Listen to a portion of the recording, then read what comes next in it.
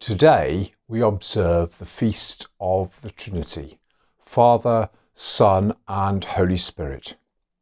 We recognise those words. We know that in various word permutations they pepper Christian worship, liturgy and hymns, are conscious that they link the Creator with the historic Jesus, with the intangible but ever-present presence of the divine. But we know too in our heart of hearts that what Jesus said pointedly to the Pharisees in today's Gospel hits home with us too.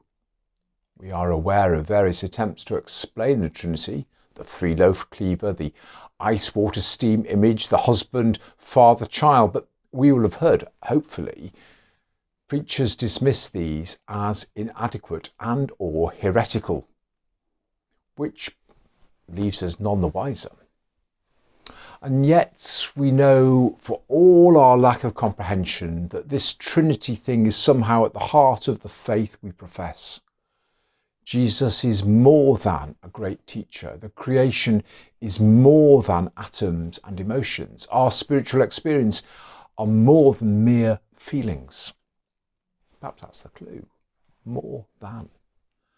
Whatever the doctrine of the Trinity says, and believe me, there are yards of books trying to unpack all that, in essence, it warns and encourages us to think of God in terms of more than. God is more than just up there making things, more than giving inspiring stories or modelling sacrificial living, more than drenching the world with love, grace, forgiveness and hope. The Trinity keeps God at a distance from the way we might otherwise think. God is not a thing, subject to the things we are subject to. God is not a perfect person. God is not pure power. God is God. But here is the wonderful thing for Christians. God makes himself known in Jesus. What's God like? He's like Jesus. That we can say. That is our starting point.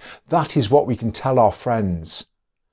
And Jesus is more than we can ever imagine.